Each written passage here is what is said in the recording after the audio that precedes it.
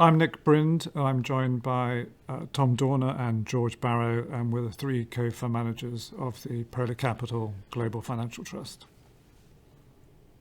The performance of the trust since the last tender in 2020 is shown here at just shy of 20% per annum. That is ahead of our benchmark index, the MSCI ACWI Financials Index, ahead of the Lipper Financial Sector peer group of open-ended funds, and also the wider equity market, looking both at global equities, the MSCI ACWI Index, and UK equities, FTSE All-Share Index. Taking a step back, global financials is a key sector within the global equity market, so it's the second biggest sector within global equities, just behind technology.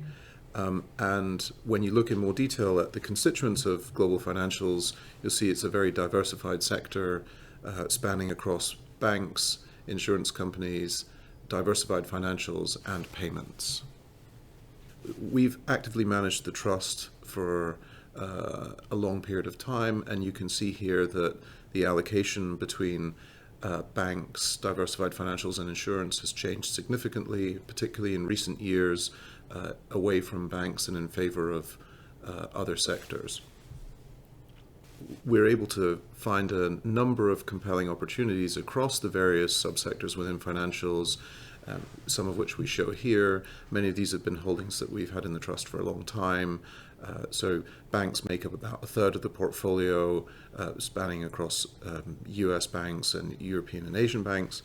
We've got about 25% of the portfolio in insurance companies, including specialist companies and car insurers. We own a number of different diversified financials, which make up about 30% of the portfolio, including private markets and stock exchanges, and about 10% of the portfolios within payments, companies like Visa and MasterCard that are well known. So it's a well-discussed fact that global equities have been very concentrated, but in this chart we show you quite the extent to which that's the case, particularly within North American technology sector, which is just shy of 20% of global equities. So our point really is that now is a good time to think about diversifying into other sectors, and financials is a compelling opportunity to do that in our view.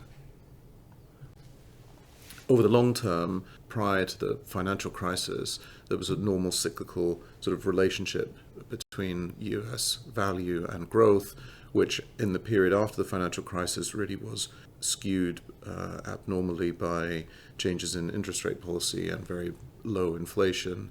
And our view would be that following COVID and the inflationary spike that we saw, that now we're returning to somewhat of a more normal environment for interest rates, and therefore the prospects of value sectors doing better is significantly enhanced from here, we think. Financials have been outperforming global equities for some time now. We show it here over 1 year, 3 years, and since the last tender, that financials have done better than the World Global Equity Index, as well as value indices. So this changing environment that's more favorable for the sector is starting to lead to outperformance. We've highlighted the key themes that the trust is invested in, including some example holdings and the proportion of the fund on the right-hand side. It includes a mixture of both cyclical and structural themes, which we'll go on to in more detail in later slides. So we're positive on the outlook for US financials, one of the reasons being an expectation for an easing in the regulatory environment. This is a snapshot of the Consumer Financial Protection Bureau's website.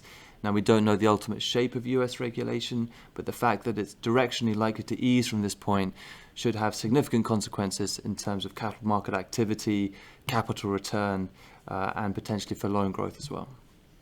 This is likely to have consequences in terms of the multiples that US banks trade on. As this slide highlights, this looks at the price to book of US banks, pre-GFC in the red circle and post-GFC in the blue circle. We don't expect a re-rating all the way back up to where it was at 3.5 times book, but clearly there is scope for that valuation gap to narrow, and that provides a valuation opportunity.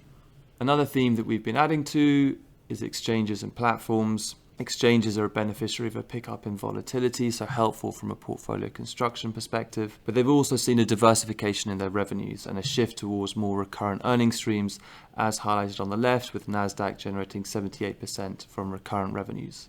In terms of trading platforms, we're seeing the market leaders continue to see strong growth in terms of account openings. Interactive Brokers, as highlighted on the right, has seen over 20% compound annual growth in terms of accounts. We expect this shift to continue, supported by themes like the shift from defined benefit to defined contribution pensions. We're also positive on the outlook for European banks. They've seen a transformation in their profitability from that shift out of ultra-low interest rates. But what's exciting is that whilst they've seen this change in the underlying profitability, they still trade at a very broad discount to the wider market. So as highlighted on the slide, the PE discount has just got off the historic low since 2005. We see scope for further re-rating. Another theme is turnaround opportunities, where we see a near-term catalyst for change in market perception and a re-rating opportunity. We've put some examples on the slide which cover banks, insurance, and trading platforms. We remain positive on the outlook for insurers, and particularly the non-life space and reinsurers.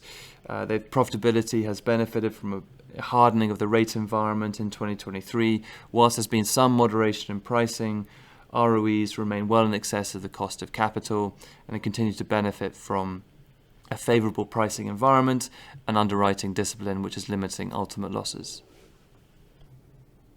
Valuations across global equity markets remain high on a historical basis, but we highlight on this chart is financials remain attractively valued against that background. Financials have been the only sector year to date in the US that has seen positive earnings revisions, which has helped their performance over the last few months. We show here the difference in the equity market composition between growth sectors, technology, telecom and healthcare, and value sectors, financial, energy, materials.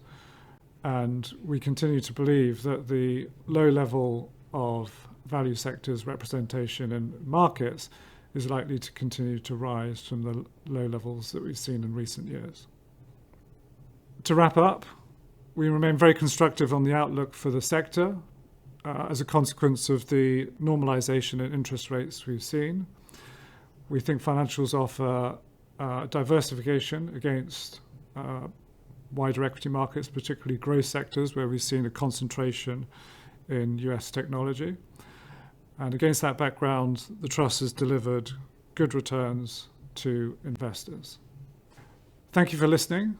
Shareholders are invited to email any questions for the managers or the board to cosec@polarcapital.co.uk with the subject PCFT AGM.